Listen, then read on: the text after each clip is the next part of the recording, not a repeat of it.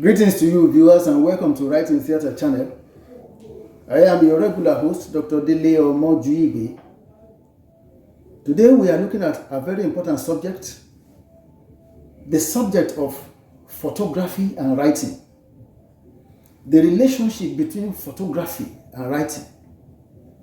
What functions do photographs perform in writing? Do writings actually need photographs? You may not know, I may not know. Do we even use photographs when we write? I don't have the answer, and I'm not too sure that you have the answer, but I have someone here with me who has the answer. My guest today is a consultant, a PhD holder. He holds a PhD degree in photo news journalism, and he's a WordPress photo trained journalist in Amsterdam. I'm talking about my one and only guest today, Dr. Adeboye Ola. Dr. Adeboye Ola, you are welcome. Thank you, Dr. Please, will you please set the ball rolling? The relationship between writing and photography. Okay, first, thank you for inviting me to this program. Writing and photography, let's establish it first. They are both languages of communication. Okay. But we also need to know that one came to meet the other. Writing has been in existence for long, as far as we can remember. But photography came into existence in 1839. But its coming in has changed a lot of things as far as human communication is concerned. The word photography itself, from trying to look at it from its etymology, has been taken from two Greek words, phos and graphos. Okay. When you translate them to English, they both mean writing with light. Okay. So what it means is that when we talk of photography, we are talking of a process involving recording a slice of reality, something that is physical, recording it, which ordinarily will be light, but when it is recorded on the light sensitive plane, it becomes physical. But literally, when it started, because this thing started with those who involved in drawing, painting, they saw the new technology as writing with light.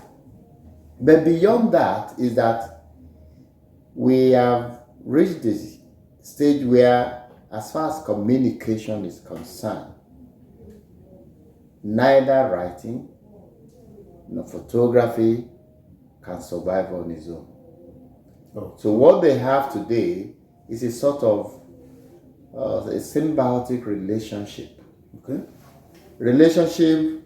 So that means they play a complementary role. Exactly. Okay. Let's look at journalism, for instance. Okay.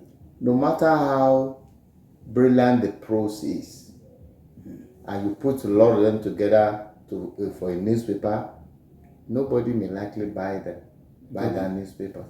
Because it's just white matter. Just gray matter. Yeah. The same way, if you put photographs together and ask people to buy, I doubt if anybody wants to buy anybody's album, portrait. So what we have now is a complementary role where the visual and the textual come together for effective communication. Okay, thank you, Doc. I want to ask a question on the basis of what you just said. You said gray matter. That's if photographs are not there. Yeah, exactly. Now, it goes to show that Is it possible for readers to understand photographs without captions? So what role do captions play in photographs? I was coming to that because I said the relationship, looking at it from journalism perspective. Yeah. There is a picture that has been taken. Okay. It's a visual product. Yes. It is assumed that within the frame, Okay. if an average viewer should be able to have, let's say, between 60 to 70 comprehension of what has been recorded. Okay. The question is, what happened to the remaining 30?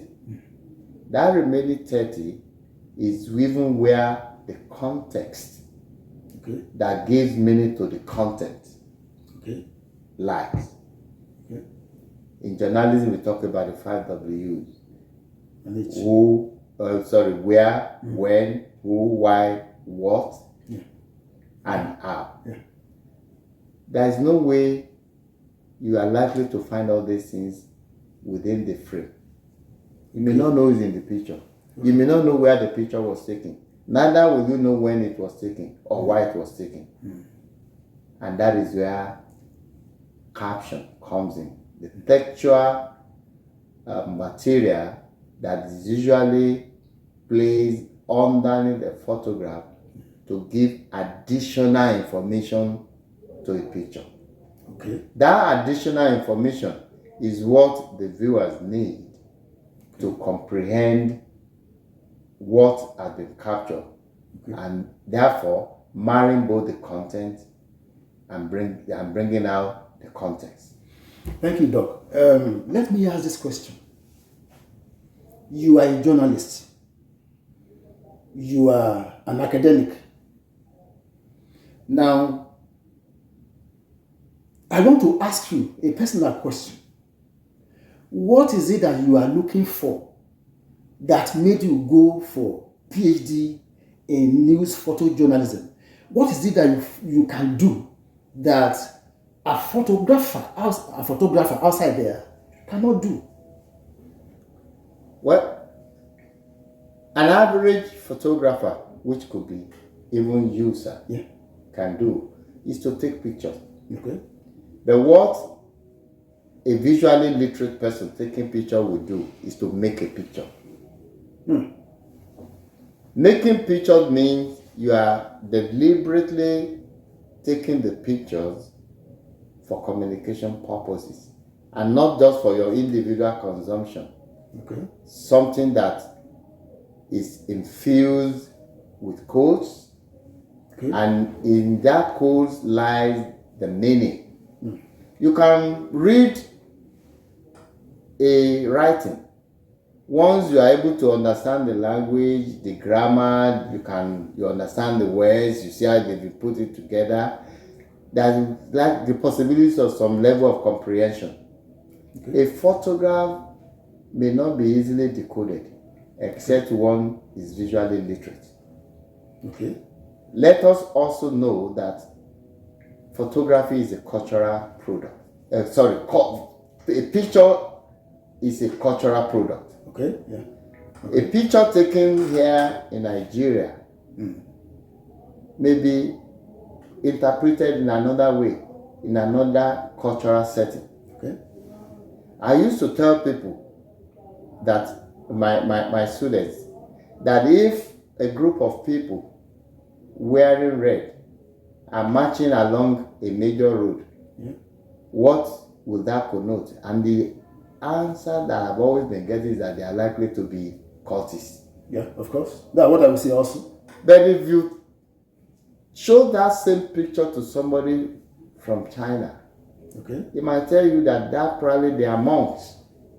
Oh, really? Monks? Yes, because what we associated red with here is probably a sign of a symbol of strength there. Oh, okay. And it's not something that just anybody wears. And that is why if you look at Chinese flag, you see the red stars there. Okay.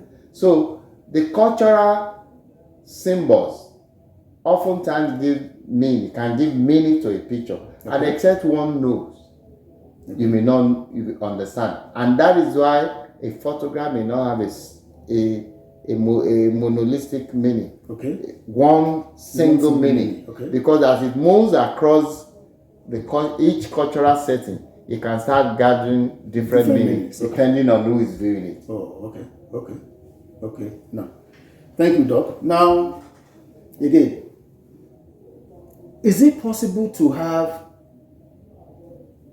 just photographs without captions, and the photographs will still have meaning? Is it possible? Is it possible for people to interpret photographs just on the basis of their appearance? In journalism, we don't want people to start gambling. Okay. Remember, you are using a picture to communicate an idea, to communicate an information. Okay. And the duty of the editors is to package everything in such a way that it can easily be digested by viewers when they see it. Now you're giving them a picture. Okay. They can see what is there. But can they make any sense out of it? It's neither here nor there. Okay. In order to remove that doubt, that is when it's always important to put a caption there. And remember what I said earlier on. Content is different from context. Yeah.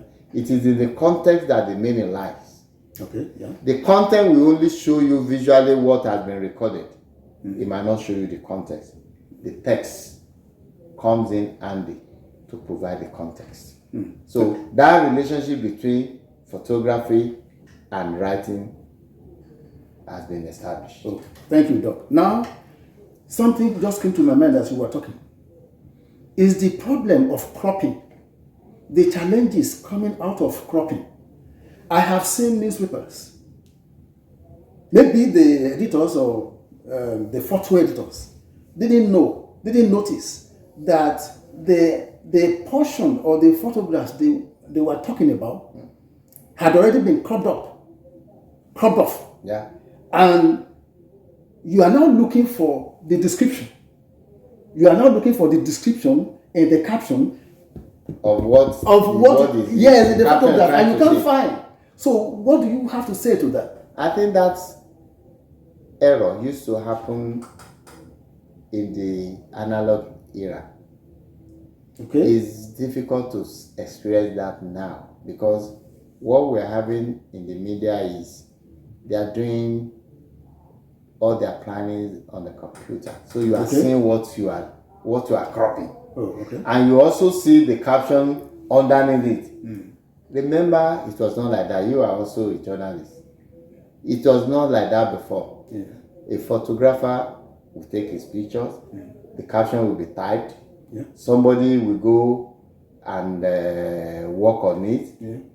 The people in the compographic or whatever will lay the photograph, and they might crop it without necessarily looking at the caption. And when the final product is out, then that is when the scenario you just painted can come up. We are past that stage now. Okay. If that error should come up, I think as we roll in that media organization. Doc, many people write. Virtually everybody writes. But not everybody can take photographs. Photo taking is like restricted to a class of persons, very few. For example, now, I don't know, you may know, but I don't know because it's not common. I don't know anyone else, unless you tell me now, I don't know anyone else who has a PhD in photography, at least in Nigeria. Maybe you can tell me. I don't know anyone. Now, Doc, where I'm going is this. You were looking for something. That thing you were looking for, and now I'm also very much aware that you have trained a lot of people, even people in the industry, they are coming here, they are coming to the NIG to receive training because you are here in photography, in photojournalism. What is that thing that someone out there who wants to go into journalism and who doesn't have the knowledge, any knowledge of photography, who doesn't know the importance, the value of photography generally, what is that major thing? And he hasn't come here, but he's watching you now. What is that thing, that main thing that that person needs to know to add value to his life, to add value to whatever it is that he's writing? What is that thing? Yeah, first let me correct you on one thing. Okay. Digital technology has democratized photography. Mm-hmm. Everybody takes pictures now. How well? The big question, thank God you said, is yes, what are we taking? Mm-hmm. If you go on Instagram daily, you see thousands, if not millions of photographs. Yeah. But there are usually a difference between quantity and quality. Quality, okay.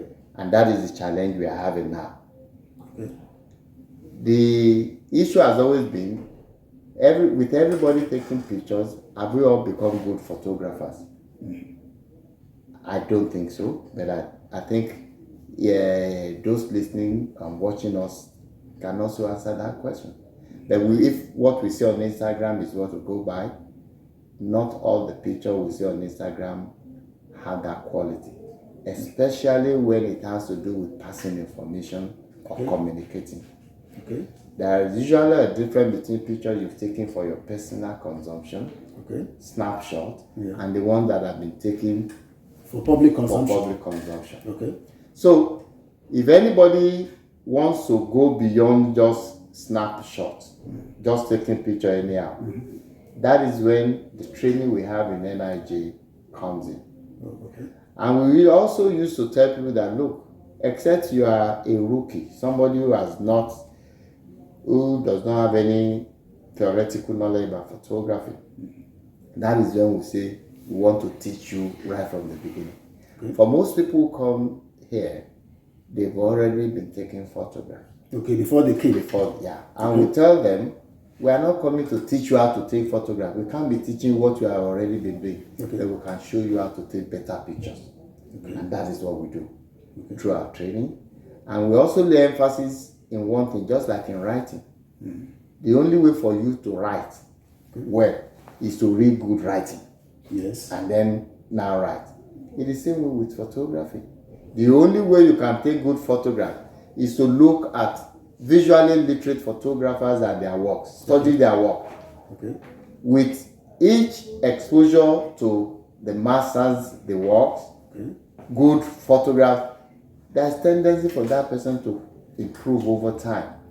Because you now be able to make good judgment when you want to take picture that this one is not likely to come out well, or if you come out, you will not pass the message that I have in mind. Yeah. So it's usually a gradual process.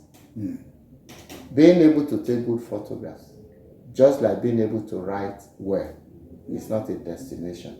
Okay. It's usually a journey. Okay. My last question, Doc. What is the prospect for photography? Number one, generally in Nigeria. Number two, in journalism. The prospect is something that I will explain is promising. Oh, great. That's good to hear.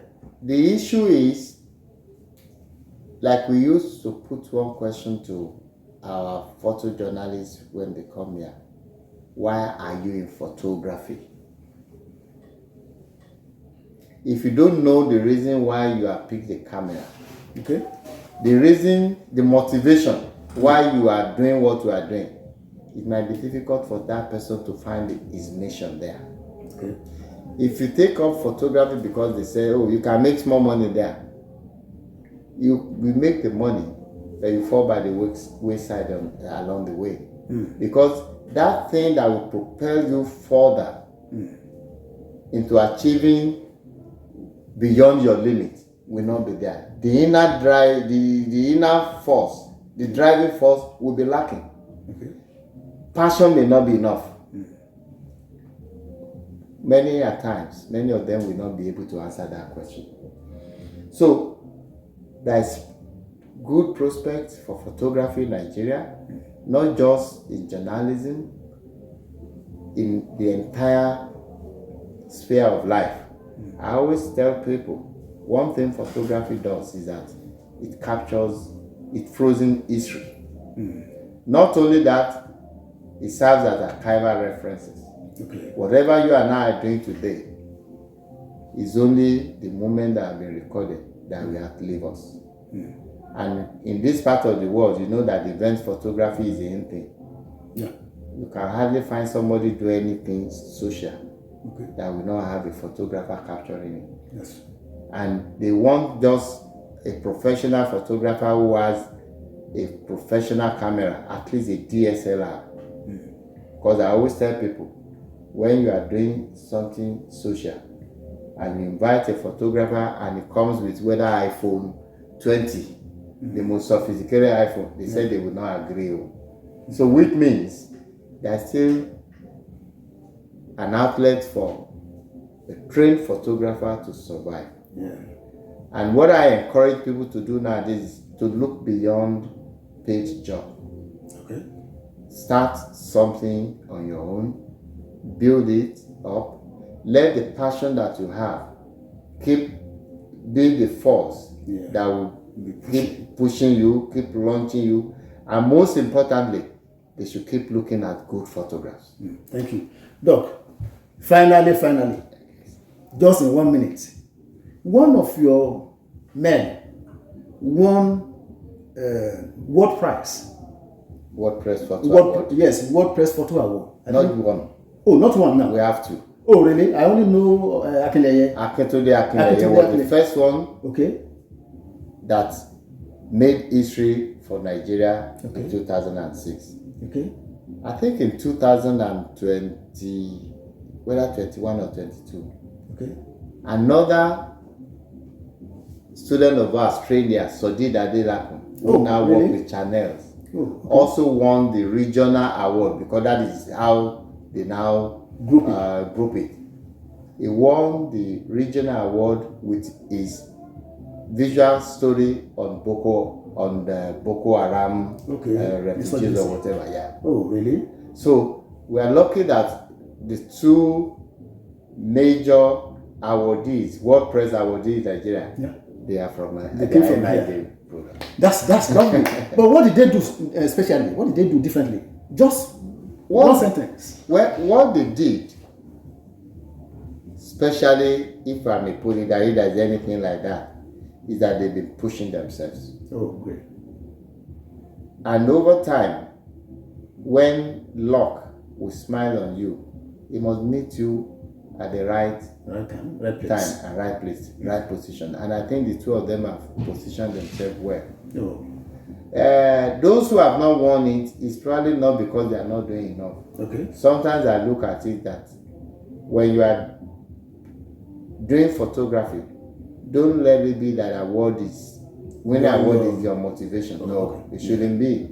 Just see yourself as a photographer, a visual storyteller who likes what he's doing and is constantly looking for ways to improve his skills. Doc, I thank you so much for coming. We can go on and on and on and on. And we won't stop, but we have to stop somewhere. I'm very grateful. Thank you for coming. My pleasure. Viewers, thank you so much for listening to us and for watching us. We'll be back again. Please subscribe to this channel. You can make your comments known, and you can also share the video. Until I come your way again next time, I say bye for now.